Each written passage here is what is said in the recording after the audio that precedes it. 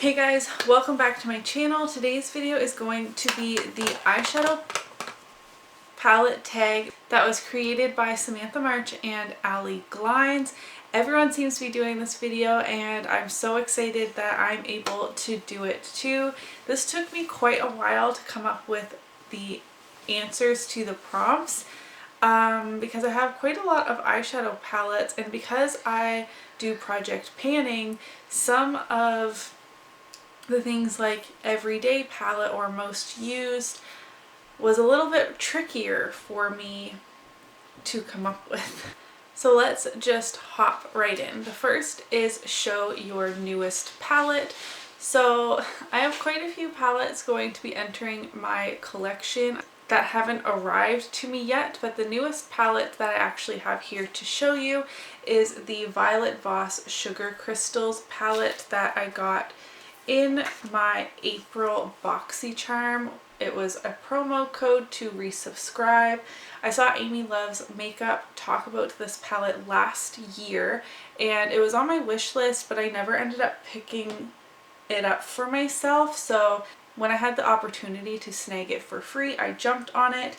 This is essentially a rainbow palette. These ones are pretty neon at the top, like this pink is like neon pink. The other ones are just more bright, I guess. Then you have your colorful shimmers in the middle and corresponding kind of like inner corner lighter type of shimmers on the bottom.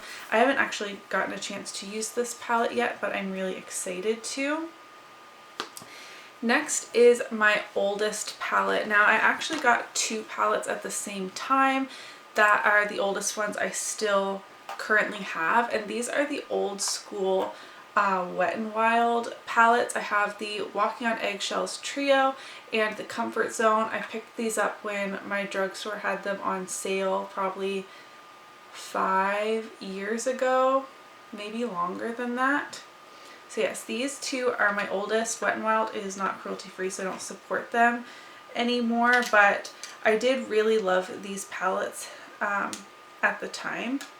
My most expensive palette is not one that I actually bought myself. This was passed on to me from one of my best friends, and it is the Sephora Pro Warm palette. This retails for $85 Canadian. It is very large, has 28 shades. It is really pigmented and I've gotten a lot of use out of it. I don't know if you can really like tell from there. There's definitely some wear happening in this palette. It's great quality.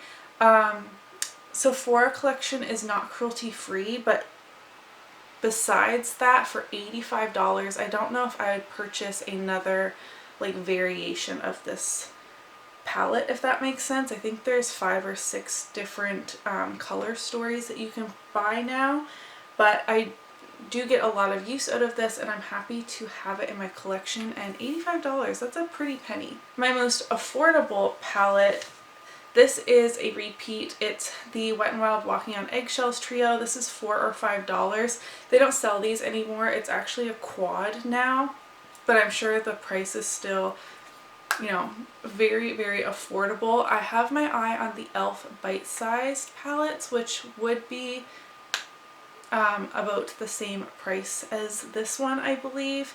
I know they're $3 in the US, so I'm not sure. I haven't seen them in stores around me because we can't go to stores. But yeah, this is my most affordable palette. My everyday palette. So this one is really hard for me because, like I mentioned, I am a project panner. Something that is easy to use and kind of has everything you need in one palette is where my mind went. So it depends on what's in my everyday makeup drawer, what is in my projects, and for me, what I'm just grabbing for is either the trio or my Urban Decay Born to Run palette. This has been in my everyday makeup drawer for a couple of months now, and while I'm only trying to hit pan on one shade, I find myself reaching for a lot of the easy neutral shades if I'm getting ready in a rush. This is the palette I'm reaching for instead of like hopping around to different shades and different palettes, which is what I do on a normal everyday basis just so I can be meeting my project pan goals. but if I were getting ready for work or going to the grocery store, something like that where I needed to get ready like relatively fast and out of one palette, currently it would be my Urban Decay Born to Run palette. My most colorful palette. So I do have quite a few rainbow palettes in my collection. I really enjoy colorful eyeshadows. The Sugar Crystals palette is very colorful, as is the NYX Ultimate Brights palette, but I ultimately chose the BH Cosmetics Take Me to Brazil palette because this has so many colorful shades. So this is also a rainbow palette. You have every color of the rainbow, but you also have variations and also as well as matte and shimmers. So this is the palette that I have as most colorful. I actually get a lot of use out of this palette as well. As I mentioned, I am project panning quite a lot of colorful shades, and I find myself reaching into this palette for a complementary matte or shimmer, you know, depending on the case, or I need something a little bit deeper but in the same color family. I'm reaching into this palette quite a bit. My smallest palette, in order to not show this one, even though I am right now, I chose my Natasha Denona Mini Nude palette. This is still very small. It's skinnier than the Wet n Wild, so I'm going to go with this one. This shade here is broken on mine in Bronzage, which is disappointing. I'm going to try and keep pushing that one back in because it is making quite the mess. This was gifted to me from It's Just Steph, so thank you again, Steph. I feel like I mention you in every video, but you're one of my favorites. So this was from Steph, and I'm really excited to have this in my collection, and I would call this my smallest palette. My biggest palette was also hard for me. I have three contenders, which are these three. So the Sephora Pro Warm palette has 28 shades, but this has the most grams of eyeshadow. Like, these eyeshadows are huge and they're deep. I also have the BH Cosmetics Take Me Back to Brazil palette I just showed you. This one has 35 shades in it, which is why I thought this might be the biggest. But when I hold it up against the ColourPop So Jaded palette, this has 30 shades, which is also quite a lot. I'm going to call this one my biggest palette because it has 30 shades and is bigger than the 35 shade palette in size, if that makes sense. This is a newer palette to me, and it's actually smaller than I anticipated it to be. I thought this was going to be as big as a Morphe 35 palette was, like around the same size, even though it's 5 shadows less, but it is much smaller.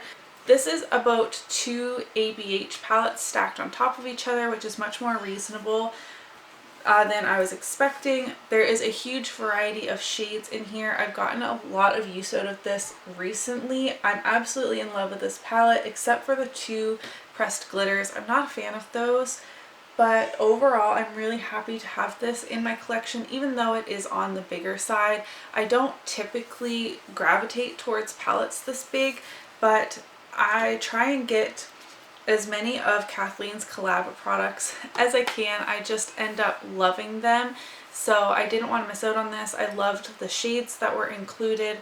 So yeah, this is my biggest palette. The palette with the best memory is my Too Faced Chocolate Bar palette. This is the palette that I reached for a lot when I first got it. It's a great just everyday reach into palette. It's not the creamiest, it's not the most buttery, it's not the easiest to blend, but it's just basic and I love it for that. And I chose it for the best memory because I did wear this on my wedding day, and I also used this on my first ever like bridal client that I did their makeup for, which was really exciting for me. So this palette has a lot of good memories tied to it. This does still smell like chocolate. I feel like I will keep this palette forever maybe. I don't reach for it that much currently because of my project pans, but I really should pull this out again because I do love it. It's just a basic neutral palette, and I feel like this was something really special at the time that it released. The palette I chose that I feel was worth the hype, it was actually a limited edition palette, so you're unable to get it anymore, but that is the BH Cosmetics Weekend Festival palette. Everyone that has this palette loves it from what I have seen. This was really like my introduction to color. I did not wear a lot of colorful makeup before I got this palette, and for some reason when this released and I saw it on Instagram, I immediately felt like I needed it. Now there are a lot of neutrals in here as well to ground some looks, but these purple shades in here just scream my name. They're a bit more duochrome. I love this blue here as well. The mattes in here are amazing. This palette is one of the best BH formulas. Like, the formula in this palette is way better than the formula in this palette. Now, I wasn't super drawn to the palette they released after that. They seem to be doing a festival palette every single year, but I kind of have FOMO over not picking up that one, so I might pick up the one that they released this year, although I haven't really looked at it that much. But this was super affordable. It was like $18, I believe. It does come with a mirror. I've gotten so much use out of this. It got me into colorful eyeshadows. The formula is amazing. Like, I just have nothing bad to say about this palette, except for I'm not the biggest fan of these two shades here, the green and the yellow. They're just like the yellowy gold. They're just a bit chunkier than I was expecting, but I still will use them. I don't know, I just feel like this palette was worth all the hype it got from everyone that was able to get their hands on it. Now, my favorite palette from my favorite brand. This was really hard for me, but the brand that I have the most eyeshadow palettes from, and a brand that I really love their formula. I'm sure this is no surprise, but my favorite eyeshadow brand is ColourPop. I love their formula. They're super affordable. Yeah, they come out with way too much, and I don't grab every release, of course, but they just have some amazing palettes, and my favorite continues to be Dream Street. This is one of my favorite palettes in my whole collection. I continually reach for this. I have a huge dip in Shooting Star here. I must be getting relatively close to Pan.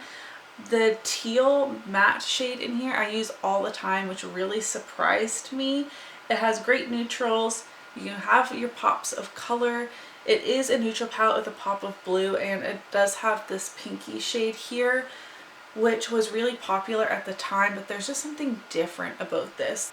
I just love this palette. I'm so sad that it's not available anymore. I hope they bring it back someday, and I hate to say that I would grab a backup, but mine is getting a little bit on the older side, and I don't know if I'd ever finish it, so it seems stupid to want a backup, but that's how much I love this palette. Yes, the Dream Street palette continues to be my favorite palette in my collection. Well, I don't like to choose favorites in my whole collection. This continues to be my favorite palette from ColourPop.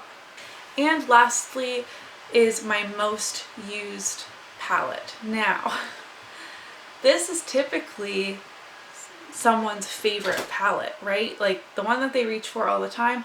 So I was thinking about it, and I thought maybe it would be my Too Faced Chocolate Bar palette or my ABH Modern Renaissance palette, but I don't know if I've reached for either of those as much as I've reached for my NYX Ultimate Brights palette. Now, this is a very colorful palette from the drugstore. I do really like this, though if I were to recommend a rainbow palette that has, you know, like a lot of shades, I would recommend the BH one over this one because I do like the formula in here a little bit better. But this palette seems to love showing up in my roulette style project pans, the ones where I don't get to choose what I'm working on myself, it's just randomly chosen for me. I have hit pan on this pink shade because that was rolled into my Pan Those eyeshadows last year. Does that smell good? Yeah. And now I'm working on the red and this blue here. So I'm constantly reaching into this palette and have been since the beginning of 2019. This has continually been in my everyday makeup drawer. I'm reaching for this at least once a week, it seems, for a year and a half almost.